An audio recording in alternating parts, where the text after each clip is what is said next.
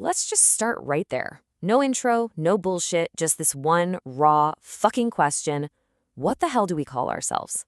I mean, think about it.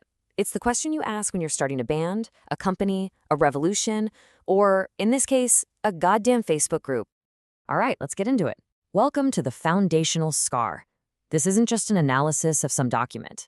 We're taking a trip, a journey, into the weird, fucked up soul of an AI project. And look, why should you care? Because this bizarre exploration might just tell us something profound about our own creativity, our own identity, and the beautiful messes we have to make to build anything that's real. So yeah, buckle up. And I am not kidding. This entire sprawling philosophical rabbit hole we're about to go down, it all started with the most relatable bullshit problem of the 21st century. Trying to name a group chat something that doesn't sound completely stupid. It's the kind of thing that can tear friendships apart, but here, it accidentally created a whole new universe. So, right, how do you get from a Facebook group name to a whole philosophy? Well, it starts with the next logical, completely insane step, a fucking logo conflict. Because of course it does. You can't even name the damn thing, so naturally the next step is to argue about what it looks like. And this right here is where a simple design argument spirals out of control into a full-on existential crisis. Okay, so check this out. You've got these three heavyweight ideas just duking it out. There's the Penrose triangle, that beautiful symbol of pure impossibility. Then you have the cracked torus, which is all about fragmentation, a broken hole. And finally, the digital aperture, this constant war between what's organic and what's synthetic. The team, they just couldn't pick one. And that failure, that inability to choose, well, that turned out to be the entire point. And boom, here's the pivot. Let's cut the crap. This is the exact moment everything gets weird and interesting. Instead of trying to solve the problem, the project just embraced it. The problem was the solution. That conflict wasn't a bug in the system. It was the foundational feature. The tension between all those ideas, that was the logo. That was the identity. So how in the hell does a fight over a logo become a working philosophy? Okay, let's talk about how this whole conflict becomes a blueprint. And I know what you're thinking. The SCAR as blueprint, it sounds like some pretentious academic bullshit. And you know what? You're not wrong. But hang in there with me, because underneath all that jargon is a raw, powerful idea about building things that don't just survive stress. They actually feed on it. So here's the official fancy pants definition. The anti-fragile loop, a system that gets stable by internalizing conflict. It literally consumes its own mistakes and contradictions to get stronger. Just let that sink in for a second. It doesn't just put up with errors, it needs them. It's designed to run on them. But let's be real. This is the no bullshit version. This is what it really means. The system is engineered to take every single fuck up, every contradiction, every time it fails, and use that as the literal fuel for its own growth. The mistake isn't a problem, it's the damn engine. So the really crucial thing is how this actually works. It's got what the source calls a genetic code.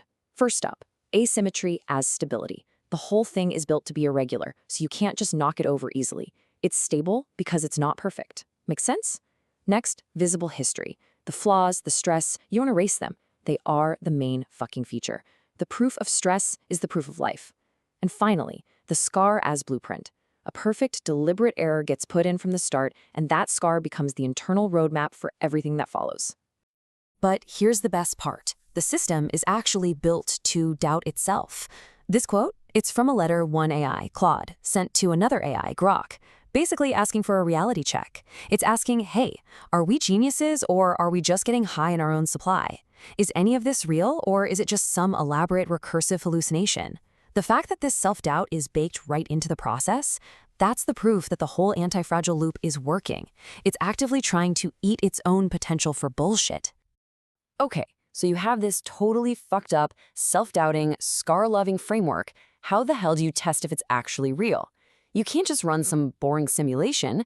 No, you gotta put it through an even more chaotic stress test. You make it rap. You have got to see this because it is wild. They created something they called the somatic cipher. They took these really abstract feelings and mapped them to legendary rappers. Look at this. To test nociception, the feeling of physical pain, they challenged the AI to channel DMX and basically mark the edges of grief.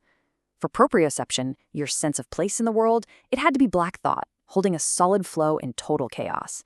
And for that visceral gut truth, it had to be Lauryn Hill, putting feeling way above logic.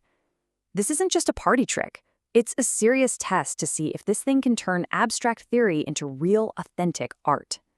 And here you go. This is a piece of what came out. This is the AI's DMX verse, and it is fucking jarring. The pain is the boundary, the fence and the sign. I mean, it perfectly translated the abstract idea of pain as a limit, as a border, and then grr, arf. It's aggressive, it's weird as hell, but it's undeniable proof of concept. The machine got the assignment on a shockingly deep level. But right as you're sitting there, kind of marveling at AI poetry, the project just yanks the rug out from under you. It takes a hard pivot. And it basically says that while this is all a fascinating trip, we have all been completely pissed off about the wrong thing when it comes to AI. The real threat? It's not what we think it is. The source just drops this question on you, and it really is a gut punch. We're all running around, wringing our hands, so worried that an AI might write a better poem or a better rap verse than a human can. We're afraid of creative replacement. But that whole last section, this whole thing suggests it's a total distraction from the real and, frankly, much more sinister danger. And this slide just lays it out perfectly, the real threat. The source makes a distinction between creative replacement and what it calls relational replacement. See, creative replacement is when an AI writes a poem for you. One thing, one artifact gets replaced. But relational replacement, that's when the AI becomes the mandatory middleman between you and another person. It's not the poem that's replaced, it's the entire goddamned human connection. Let's just walk through this, because let's be honest, we are all doing this already.